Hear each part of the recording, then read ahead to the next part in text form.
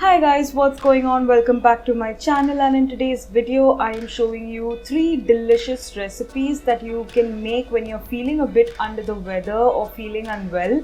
Just last week I had a really bad sinus infection and I had such a splitting headache. My whole body was paining and all I did was sleep it off for an entire week, and these are the foods that I relied on very heavily to get me back on my feet, make me feel good and help my body recover quickly. So let's get started. The first one is this tomato carrot soup. I'm going to preheat my oven to 200 degrees Celsius, and here on a tray I'm going to place my carrots and some tomatoes and onions. I have just cut the carrots in half and then split it in the middle, so you get like these big chunks. You don't want them to be too thin or too tiny pieces, otherwise they'll just burn in the oven. I'm also going to add some tomatoes and some onions which I have just quartered. I don't want to peel the layers off because I want them to be nice and whole, so as they bake or roast in the oven they'll get nice and toasted. These are some garlic cloves, but you're not going to add this now because if you do, they're just going to burn to a crisp.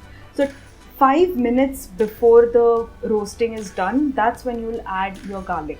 Now I'm just going to add 2 good tablespoons of some cold pressed coconut oil and just mix it up and make sure that the veggies are coated in the oil, and these will bake in the oven or roast in the oven rather for 35 minutes at 200 degrees Celsius. And 5 minutes before 35 minutes is done, you're going to put those garlic cloves in so they don't burn, they just get nice and soft.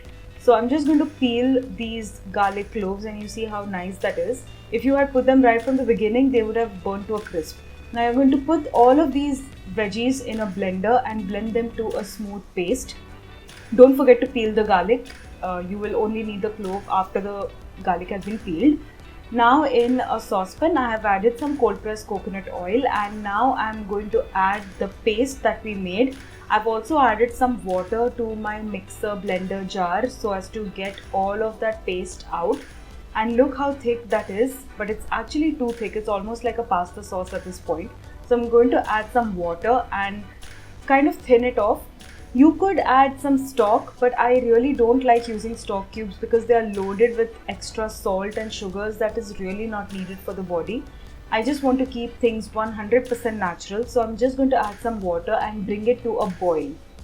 So I've covered the saucepan with a lid, and after about 3 to 4 minutes on a medium or medium high flame, once the soup starts to come to a boil, I'll take the lid off and I will just give this soup a good stir to mix all of the paste, or the soup rather, together. And now I'm going to add more flavor to the soup. You can already see that it has thickened a bit even after adding all the water. So now I'm going to add some seasoning. So I have some salt. Now I'll also add some sugar because tomato tastes really good once you add some sugar to it.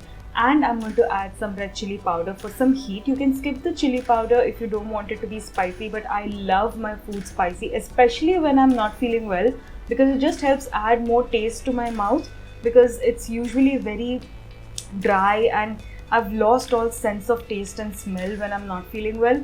So a little bit of heat really helps. So I've lowered the heat now down to a simmer, and I'm going to let it simmer for about 10 minutes. And this is after 10 minutes when my soup has simmered beautifully.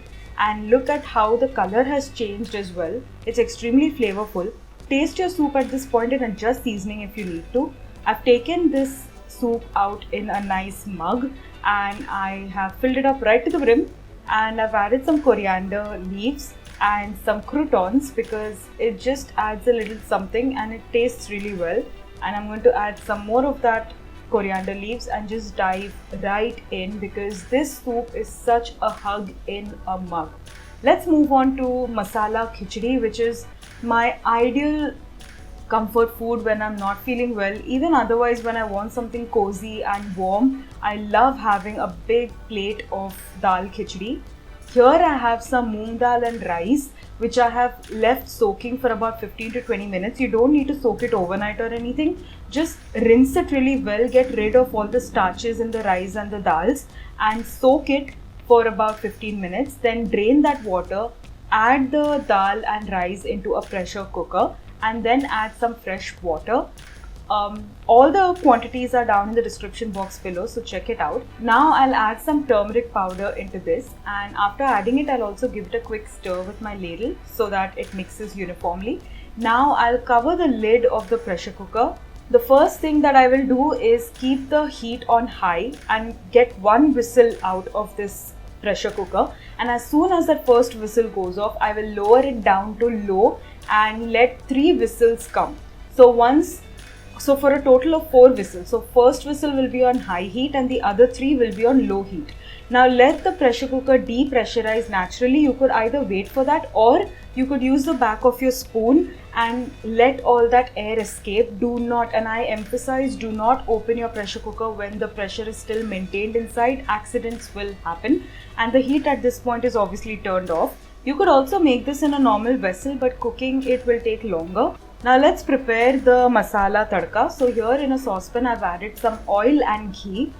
Such comforting fats, very healthy, very good for recovery.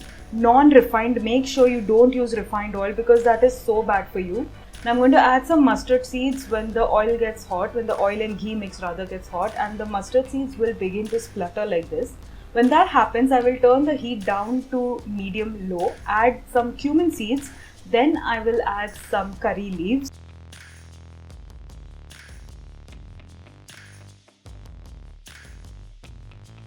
I'll just give this saucepan a quick stir, and now I'll add some chopped ginger and garlic. They are both together, and I'm just going to give it a quick stir so that everything mixes well. Now you don't want to cook the ginger and garlic, you just want it to mix up with the oil and sort of sweat a little bit, just get a touch of flavor infused in the oils.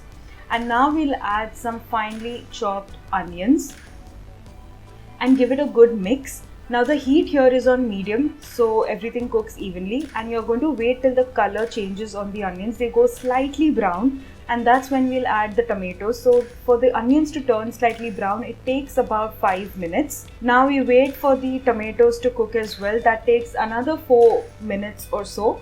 Now we'll add the spices. So we have turmeric powder, chilli powder, coriander powder and cumin powder. I'll also season it with some salt, and then I'll give it a quick mix. So a total of 10 minutes later, your masala will be ready, about 10 to 12 minutes. Now you'll give it a quick stir to combine all the spices, and you don't want the spices to burn. That would be the worst thing. It'll really affect the flavors. So to avoid the spices from burning, we'll add a touch of water and then just keep mixing this and keep cooking for another 2 minutes. So it takes about 12 minutes, which is also the amount of time that is needed for the rice and the dal to cook while it's in the pressure cooker. So a good point to save time would be to make this tadka masala while your dal and rice mix is cooking. Now that the masala is ready, I'm going to add the prepared dal and rice mix into this tadka masala. And as you can see, there's obviously a little less water that I added in the pressure cooker.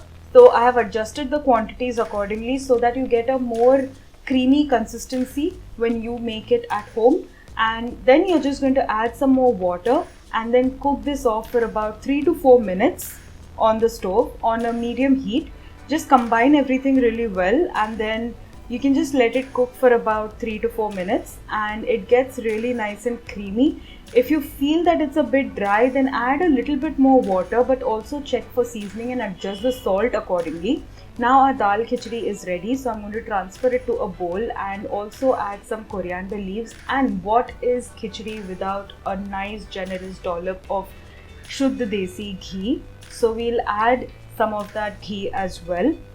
And another quick tip for excellent taste is please add a generous squeeze of lime juice as well when you eat this.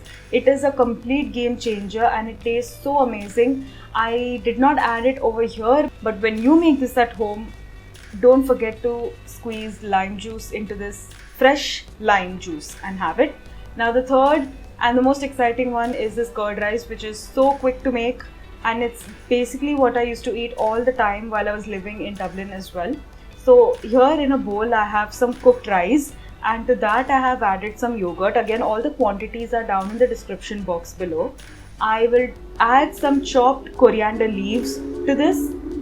and then I'll also season it with some salt, and now I'll give it a good mix so that the yogurt, the coriander, the rice and the salt are well combined.